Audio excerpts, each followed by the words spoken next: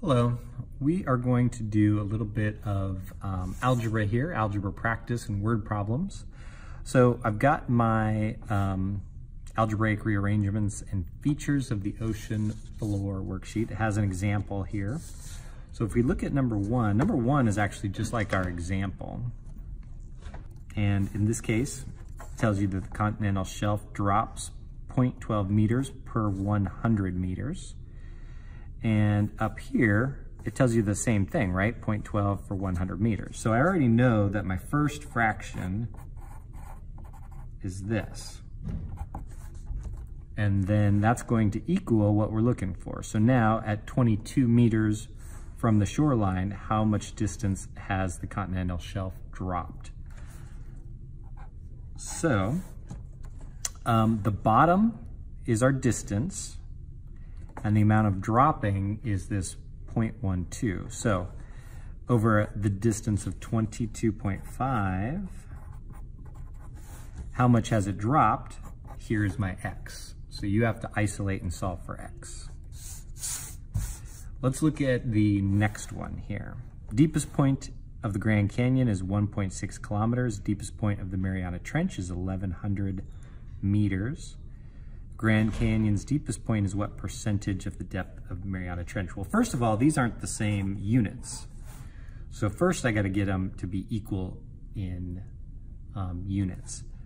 Kilometers, 1 kilometer is 1,000 meters.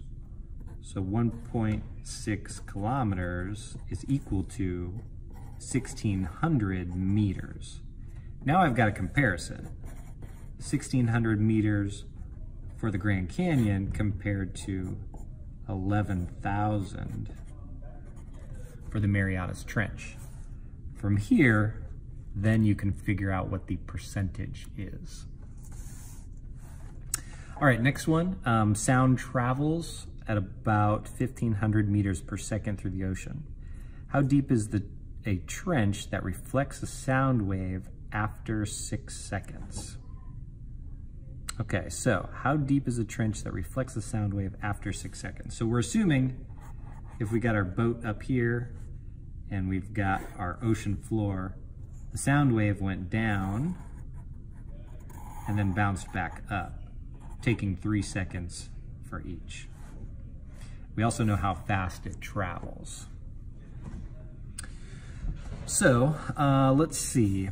I have a ratio here that I can use in my units, meters per second, which is the same as 1,500 meters over 1 second. On this side, I have to set it up the same. Well, I know my sound wave traveled for a total of 6 seconds, right? My seconds are on the bottom right here, so I have to keep the 6 seconds on the bottom down here. And how far did it travel? That is what we're looking for. Now the only thing here is x is the distance it traveled down and back, where you're actually only looking for the distance down. So once you solve for x, you're actually going to take half of that, because that was the distance it traveled down and back. All right, and the last one, number 4. Ship takes a sonar reading over an abyssal plain. 8 seconds elapse from the time the sound wave leaves the transmitter until they return to the receiver. How deep is the ocean? This is exactly the same. I still have my same ratio of 1,500 meters per second for how fast the sound travels. I know that it's taken 8 seconds until it returns. So then I want to find out how deep that water is. But again, same as the last one,